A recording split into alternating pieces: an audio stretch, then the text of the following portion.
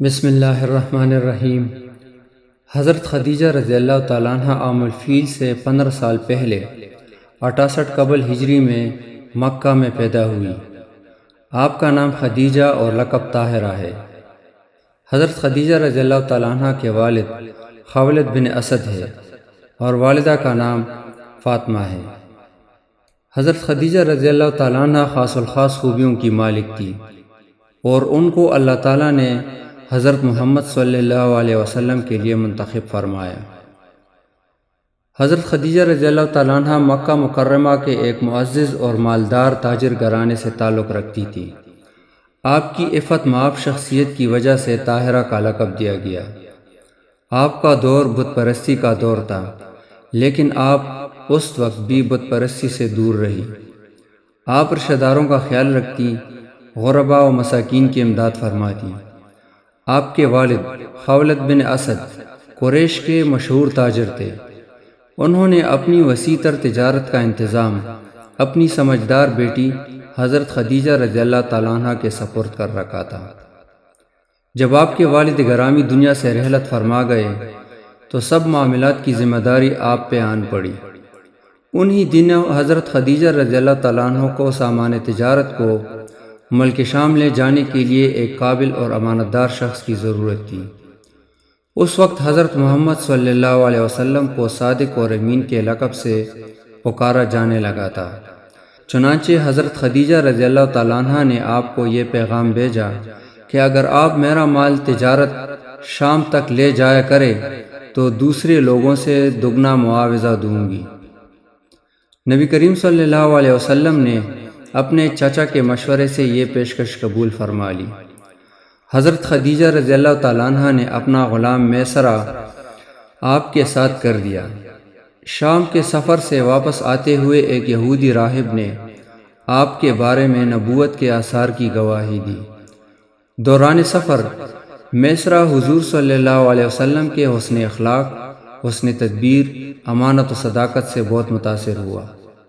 اس نے یہ حیرت انگیز منظر بھی دیکھا کہ دو فرشتے آپ کے سر پر سائے کے لیے سائبان تانے جا رہے ہیں تاکہ آپ دھوپ کی وجہ سے آپ کو تکلیف نہ ہو۔ آپ اس سفر سے وافر منافع لے کر واپس لوٹے۔ میسرہ نے سفر کی روداد حضرت خدیجہ رضی اللہ تعالیٰ عنہ سے بیان کی تو وہ بھی متاثر ہوئی۔ اسی وقت حضرت خدیجہ رضی اللہ تعالیٰ عنہ نے خواب دیکھا کہ چمکتا ہوا سورج ان کے گھر کے آنگن میں اتر آیا ہے، جس سے پورا گھر جگمگا اٹھا ہے۔ ان کے چچا زاد بھائی ورقہ بن نوفل نے تعبیر بیان کرتے ہوئے کہا کہ خوش ہو جاؤ، یہ چمکیلا سورج جو تمہارے آنگن میں اترتا دکھائی دیا، یہ نور نبوت ہے جو تمہارے نصیب میں آئے گا اور تم اس سے فیض حاصل کرو گی۔ اس خواب کے چند روز بعد حضرت خدیجہ رضی اللہ تعالیٰ عنہ نے اپنے سہیلے کے ذریعے حضور صلی اللہ علیہ وسلم کو نکاح کا پیغام بھیجا، جسے نبی کریم صلی اللہ علیہ وسلم نے اپنے چچا حضرت ابو طالب کے مشورے سے قبول فرما لیا۔ اس وقت حضور صلی اللہ علیہ وسلم کی عمر مبارک 25 برس اور حضرت خدیجہ رضی اللہ تعالیٰ عنہ کی عمر 40 سال تھی اور آپ بیوہ تھی۔ نکاح کے بعد حضرت خدیجہ رضی اللہ تعالیٰ عنہ نے حضور صلی اللہ علیہ وسلم کی دل و جان سے خدمت کی۔ غار حرا میں نزول وحی کے واقعے کے بعد جب آپ گھبرائے ہوئے گھر تشریف لائے تو وفاشار بیوی نے آپ کی خوبیاں بیان کرتے ہوئے بہت تسلی دی اور کہا کہ اللہ آپ کو تنہا نہ چھوڑے گا۔ جب حضور صلی اللہ علیہ وسلم نے دین اسلام کی دعوت کو عام دینا شروع کی تو کفار مکہ نے آپ کو اور آپ کے ساتھیوں کو طرح طرح کی تکالیف سے دوچار کیا۔ ایسے کٹن وقت میں حضرت خدیجہ رضی اللہ تعالیٰ عنہ آپ کی بہترین انداز سے غمگساری کرتی۔ حضور اکرم صلی اللہ علیہ وسلم فرمایا کرتے، کوئی رنج ایسا نہ تھا جو خدیجہ کی باتوں سے آسان اور ہلکا نہ ہو جاتا۔ حضرت خدیجہ رضی اللہ تعالیٰ عنہ نے قبول اسلام کے بعد اپنی دولت کو اقامت دین کے مشن کی خاطر حضور صلی اللہ علیہ وسلم کے قدموں میں ڈیر کر دیا۔ حضرت ابو ہریرہ رضی اللہ تعالیٰ عنہ سے روایت ہے کہ ایک دفعہ حضرت جبرائیل علیہ السلام نبی کریم صلی اللہ علیہ وسلم کے پاس حاضر ہوئے اور عرض کی، یا رسول اللہ صلی اللہ علیہ وسلم، یہ خدیجہ آپ صلی اللہ علیہ وسلم کے پاس سالن یا کھانے کا ایک برتن لا رہی ہے، جب وہ لے کر آئیں تو ان کے رب اور میری طرف سے سلام کہہ دے، اور جنت میں انہیں موتی کے ایک محل کی بشارت دے دے جس میں نہ شور ہوگا اور نہ تکلیف ہوگی۔ امام ابن کثیر نے اس کی وضاحت کرتے ہوئے فرمایا کہ اس جنت میں قصب یعنی خولدار موتی کے محل کی بشارت اس لیے دی گئی کہ وہ ایمان لانے میں سب پر سبقت لے گئی، اور شور و شغب سے پاک مکان کی خوشخبری اس لیے دی گئی کہ انہوں نے کبھی رسول اللہ صلی اللہ علیہ وسلم کے سامنے بلند آواز سے گفتگو نہ کی، اور کبھی آپ کے ساتھ شور و غل اور ایذا رسانی سے پیش نہ آتی تھی۔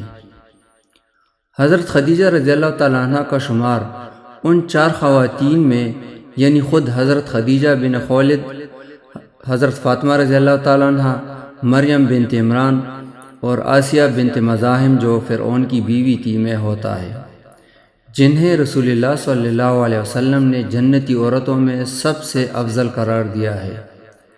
نبی کریم صلی اللہ علیہ وسلم آپ رضی اللہ تعالیٰ عنہ کی وفات کے بعد بھی آپ کی سہیلیوں کا اکرام فرمایا کرتے تھے۔ کوئی شے جب آپ کی خدمت اقدس میں پیش کی جاتی تو فرماتے اسے فلاں عورت کے پاس لے جاؤ کیونکہ وہ خدیجہ کی سہیلی تھی، اسے فلاں کے پاس لے جاؤ کیونکہ وہ خدیجہ سے محبت کرتی تھی۔